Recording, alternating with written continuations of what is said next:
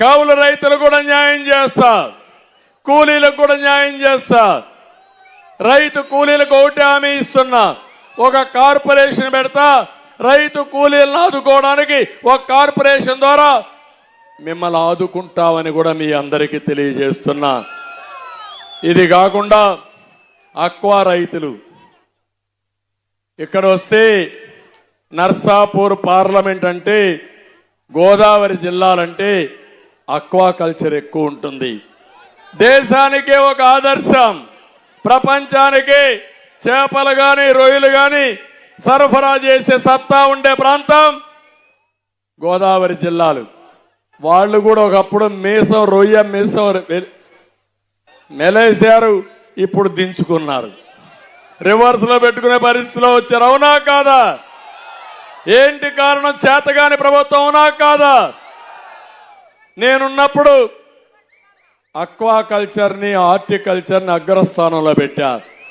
Rayalaseema horticulture, coastal Andhra Pradesh aqua culture.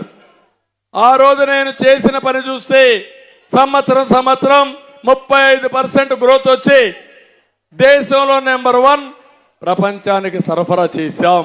బ్రహ్మాండంగా మీరు ముందుకు పోయారు, ఉపాధి వచ్చింది. ఈయన వచ్చాడు, ₹50 ఇస్తా అన్నాడు. ఇచ్చాడా? కరెంటు మీకు అభివృద్ధి చేస్తానంటే చేశాడా? మీకు కడాన మీరు చూస్తే ఎంత దారుణంగా చేశాడంటే ఏఎంసీ సెస్ పెంచాడు, నీటి పన్ను పెంచాడు, ట్రాన్స్ఫార్మర్ రేట్లు తగ్గిస్తామని పెంచాడు, ఏరియేటర్లు పెంచేశాడు. కడాన కుదేలైపోయారు. జోను నాన్ జోన్ అని పేరు పెట్టి పర్మిషన్లు తీసుకోకపోతే కరెంటు సబ్సిడీ కూడా ఇవ్వనన్నారు.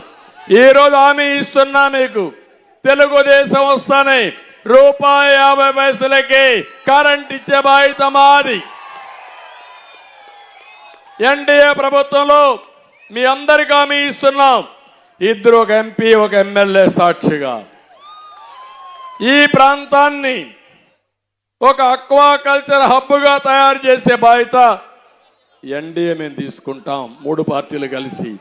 నేను అడుగుతున్నా, ఇది ప్రభుత్వ విధానం, అది చెత్త ప్రభుత్వం చేసిన ద్రోహం మీ అందరికీ. ఇప్పుడు అంటాడు రైతులకు న్యాయం చేశారంటాడు. నేను అడుగుతున్నా, నువ్వు ఇచ్చింది 7,500 అంటే 5 ఏళ్లు నువ్వు ఇచ్చింది 37,500. నరేంద్ర మోడీ గారు కేంద్రం నుంచి ₹6,000 సంవత్సరానికి రైతుకు అకౌంట్కి వేశాడు. వేశాడా లేదా? నేను ముఖ్యమంత్రిగా ఉన్నప్పుడు ఒకేసారి ₹50,000 రద్దు చేసిన ప్రభుత్వం తెలుగుదేశం ప్రభుత్వం. రుణమాఫీ 1,50,000 వరకు రుణమాఫీ చేస్తానని చెప్పి తెలంగాణలో 1,00,000 చేస్తే కాదు, నా రైతులు ఇంకా ఇబ్బందుల్లో ఉన్నారు, 1,50,000 చేద్దామని చేసిన పార్టీ తెలుగుదేశం పార్టీ. ఎవరు రైతు ద్రోహం, ఎవరు రైతులకి న్యాయం చేశారో మీరు ఒక్కసారి అందరూ కూడా ఆలోచించుకోవాలి. ఆ రోజు ఆత్మహత్యలు లేవు, రైతులు అప్పుల్లో లేరు. ఈరోజు ఆత్మహత్యలు ఉన్నాయి, రోజుకు 3 రైతులు చనిపోతున్నారు. 93% రైతులు అప్పుల ఉబిలో ఉన్నారంటే ఎవడి పాపం అని అడుగుతున్నా. ఇది ప్రభుత్వ పాపం, ఆ విషయం మీరు గుర్తుపెట్టుకోవాలి. మా తమ్ముళ్ళు, నేను ఆ రోజు యువతను ఉపయోగించుకున్నా, ప్రపంచమంతా అధ్యయనం చేశా. ఏం చేస్తే ఈ పిల్లలకు భవిష్యత్తు ఉంటుందంటే ఐటీ చదివించాలని ఆలోచించా 25 ఏళ్లకు మునుపు. అవునా కాదా అని అడుగుతున్నా. ఆ రోజు నేను ఐటీ చదివించాలని కాలేజీలు పెట్టి మన పిల్లల్ని బాగా చదివించమంటే వీళ్ళు హైదరాబాద్కు వచ్చారు, కంపెనీలు తీసుకొచ్చా. 30 కాలేజీలు 300 కాలేజీలు చేశా. ఈరోజు ప్రపంచం మొత్తం ఐటీ అంటే గుర్తొచ్చేది తెలుగు పిల్లలు, తెలుగు జాతి. అది తెలుగు జాతికి నేను ఇచ్చినటువంటి ఆయుధం. ఇప్పుడు మాట్లాడుతున్న ముఖ్యమంత్రి ఆయన మాట్లాడేది ఇంగ్లీష్ నేర్పిస్తున్నాడు. అంటే ఎవరికి ఇంగ్లీష్ తెలీదా మనకు? అంటే ఇంగ్లీష్ నేర్చుకోవడం కాదు, మనందరికీ నేర్చుకున్నాం. ప్రపంచంలో ఎక్కడికి పోయినా ఇంగ్లీష్లో మాట్లాడేది మన పిల్లలే మాట్లాడతారు. గవర్నమెంట్ స్కూల్లో చదువుకున్నవాడు ఉపాధి కోసం ఇంగ్లీష్ నేర్చుకొని ప్రపంచం మొత్తం రాణిస్తున్నారా లేదా అని మిమ్మల్ని అడుగుతున్నా. ఇప్పుడే నాయుడని నర్సాపూర్లో ఒక అతను ఉన్నాడు, ఐటీ చదువుకొని అమెరికాకి పోయాడు. రాజకీయాల కోసం వచ్చాడు కాన్స్టిట్యున్సీ ఇన్ఛార్జిగా. ఒక సంవత్సరంలో 20 సార్లు పోయి 20 సార్లు వచ్చాడు అమెరికా నుంచి. అంటే భీమవరం నర్సాపూర్కి అయితే ఎట్లా పోతా ఉంటామో అట్లా పోగలుగుతున్నారంటే మన వాళ్ళు ఆ చొరవ ఇచ్చింది నేనే. అవునా కాదా మీరు ఆలోచించుకోండి. నేను ఏ విధంగా పిల్లల్ని బాగు చేయాలనో బాగు చేశాను.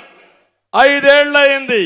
ఒక డిఎస్ఏ పెట్టావా, ఒక జాబ్ క్యాలెండర్ ఇచ్చావా, ఒక ఇండస్ట్రీ తెచ్చావా, ఒక పిల్లవాడికి ఉద్యోగం ఇచ్చావా? మా తమ్ముడికి గుండు 0. అంటే మాటలు మాట్లాడతాడు, విమర్శలు చేస్తారు.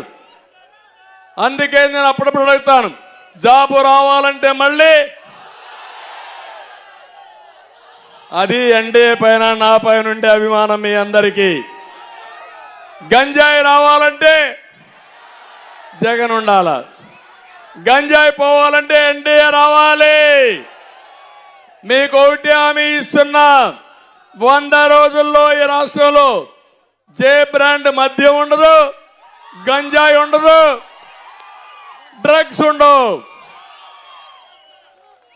చేయలేవా నువ్వు? అది నాకు అతనికి డిఫరెన్స్. ఒక నాయకుడు అనుకుంటే, సంకల్పం ఉంటే సాధ్యం.